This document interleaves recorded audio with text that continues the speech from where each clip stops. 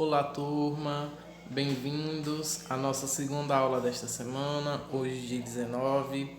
Estamos no nosso terceiro módulo. Estamos também estudando a introdução do cálculo algébrico, né? Começamos a ter um contato com as expressões algébricas. Hoje nós iremos ver algumas fórmulas que não deixam de ser expressões algébricas, tá bem? Em específico, eu vou apresentar para vocês as principais fórmulas dentro da nossa atividade, que são as questões das páginas 110, 111, 112 e 113. Mas antes da gente ir para essa atividade, a gente vai ver o seguinte, né? Detalhe, essa atividade não estava indicada na agenda, tá bom? Mas desde já eu quero dizer para vocês que por algum erro de digitação ela não esteve lá, mas que a atividade são as questões dessas páginas. Gente, nós estudamos que expressão algébrica são aquelas expressões que são compostas, né, que possuem sua formação, números e letras, não é? Tivemos como exemplo a expressão 5 mais x, 4x, 2a mais b. A gente também viu uma observação que quando o número está junto da letra, como no exemplo do 4x, indica que há uma multiplicação entre este número e essa letra, ou seja, é 4 vezes x. No exemplo do 2a mais b, o 2 está multiplicando a, ou seja, temos 2 vezes a, não é? Vimos também que a expressão algébrica ela tem a sua variável, né, que é esse valor desconhecido, que é essa letra. Nós vimos também que tem um valor numérico, que a gente obtém quando a gente substitui a variável por número que está indicado no enunciado da questão e assim a gente efetua os cálculos indicados, levando em consideração a resolução de expressões numéricas, né, em que a multiplicação e a divisão elas são prioridades na hora da resolução. Vamos considerar o exemplo de 5 mais x para x igual a 2. A gente está vendo aí que o valor de x é 2. Então, a gente substitui, né? 5 mais 2, 7. Isso nós vimos na aula passada, estamos só recapitulando. Um outro exemplo do 4y para y igual a 5. E nós sabemos que quando o número está junto da letra é porque tem a multiplicação. Então, aí vai ficar 4 vezes 5, que é igual a 20. Considerando o exemplo do 2a mais b, vamos considerar que o a vale 3 e o b vale 10. Então, vamos substituir o a por 3 e o b por 10, levando em consideração que há uma multiplicação entre o a e o b, ou melhor, entre o a e o 2. Né? Então, ficou uma expressão numérica formada por uma multiplicação e uma adição. Quando isso acontece, a gente resolve de início a multiplicação. Então, 2 vezes 3, 6. 6 mais 10, 16. A gente trabalhou aí o valor numérico de uma expressão algébrica. Depois disso, a gente viu a simplificação, que é escrever de uma forma mais simples, não é? E nós vimos que é possível somar termos algébricos que possuem a mesma letra, como no exemplo do 4x mais x. Você tem 4x e acrescenta mais um x, então fica 5x. Um outro exemplo, 4y menos 2y. Sempre que os termos possuem a mesma variável, a gente pode somar ou subtrair. Temos aí 4y menos 2y. Se você tem 4y e tira 2y, então resta 2y. Eu tenho outro exemplo, 2 parênteses a mais 3b. Gente, nós vimos que quando isso acontece, o 2 que está fora do parêntese, ele vai multiplicar quem está dentro do parêntese. E aí é possível a gente multiplicar um número em uma letra. Basta repetir, né?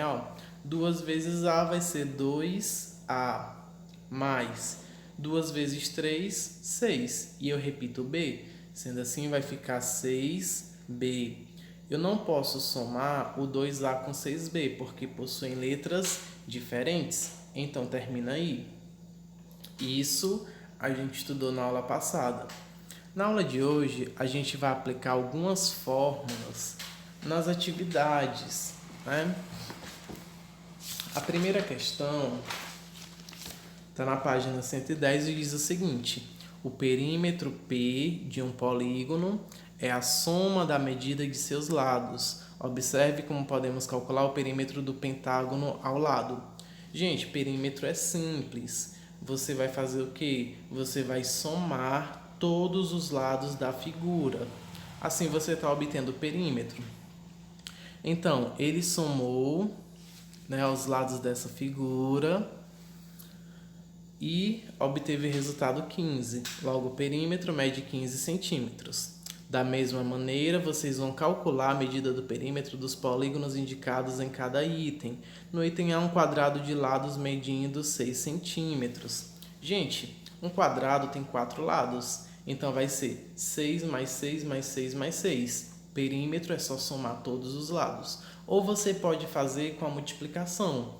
Poxa, são 4 lados, cada um mede 6 centímetros. Então você pode fazer simplesmente 4 vezes 6. Tá certo? Na B, um hexágono regular. Gente, hexágono, 6 lados. Regular indica que esses lados têm a mesma medida. Então, na B, um hexágono regular de lados medindo 3 centímetros.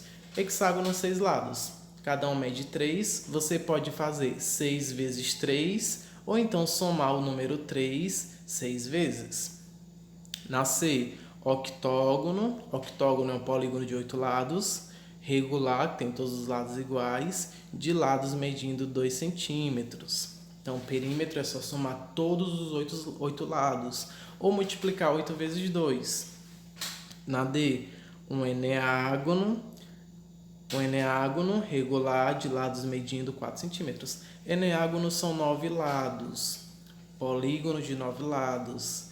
Regular, todos os lados com a mesma medida, sendo que todos medem 4 centímetros. Multiplica 9 vezes 4, ou então soma o número 4 9 vezes, certo? Aí tem mais uma pergunta.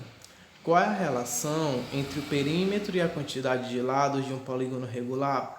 Escreva uma fórmula para representar o perímetro de um polígono regular de N lados. Tranquilo? Ainda na página 110 temos a questão 2, que diz: usando a fórmula I é igual a P sobre A elevado ao quadrado, né, em que I é o índice de massa corporal, né, o P é o peso e A é a altura.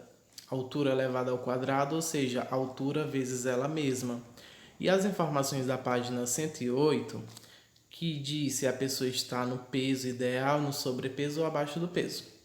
Complete a tabela sobre as pessoas que moram na casa de Daniela. Gente, nessa questão vocês vão substituir os valores do peso, né, que é a massa, e da altura na fórmula, e vão calcular o índice de massa corporal. Em seguida, você vai dizer se a pessoa está no peso ideal ou no sobrepeso, olhando na página 108, tá bem?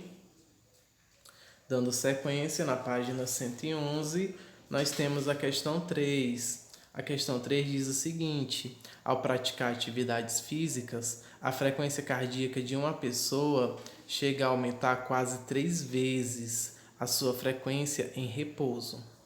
O nível máximo que essa frequência pode atingir varia de acordo com a idade, e ele não deve ser ultrapassado, pois isso pode trazer prejuízos à saúde. Podemos calcular o nível máximo de frequência cardíaca F por meio da fórmula F é igual a 220 menos I, em que I é a idade da pessoa. Qual o nível máximo de frequência cardíaca de uma pessoa com 19 anos? Então, gente, é só substituir nessa fórmula o I por 19. Então, vai ficar o seguinte no primeiro ponto. F é igual a 220 menos 19. É só calcular. No segundo ponto, 30 anos. É só substituir o I por 30. Aí tem uma atenção, né? A frequência cardíaca de uma pessoa média indica quantas vezes seu coração bate por minuto. Questão 4, na página 111, pede para você observar o gráfico de linha. Nesse gráfico, ele apresenta a distância percorrida por um trem de carga com velocidade constante. Então, tem a distância em quilômetros e tem o tempo em minutos. No item A, sabendo que a velocidade média em quilômetros por hora é calculado pela fórmula V, que é a velocidade, é igual a S sobre T, em que S é a distância percorrida em quilômetros e T é o tempo em horas. Calcule a velocidade média do trem no percurso descrito no gráfico em quilômetros por hora. Gente, nessa questão você vai calcular, dividir a distância pelo tempo. Só isso. Esse assunto, inclusive, nós estudamos lá nas razões, na matemática 2. Então, vai ficar 72 dividido para 60. B. Supondo que o trem mantenha sua velocidade média, calcule a distância percorrida por ele após 6 horas de sua partida. Vocês vão dividir a velocidade média, no caso aí encontrada no item A, e aí você vai calcular o item B da questão 4. Na página seguinte, 112, nós temos a questão 5. A questão 5, ela pede para escrevermos uma medida dada em milhas terrestres em metros. Gente, voltando, para escrevermos uma medida dada em milhas terrestres em metros, podemos usar a fórmula y é igual a 1609,35x, em que x é a medida em milhas terrestres e y a medida correspondente em metros. Escreva cada uma das medidas a seguir em metros. E tem a 1 milha terrestre. Pessoal, vocês vão substituir o valor de x pelo valor que os itens estão dando. No caso do item A, você vai substituir o x por 1. Não é isso? Quando o número está perto da letra é porque está multiplicando. Na B, 100 milhas terrestres. Aí você vai substituir o x por 100 e vai multiplicar.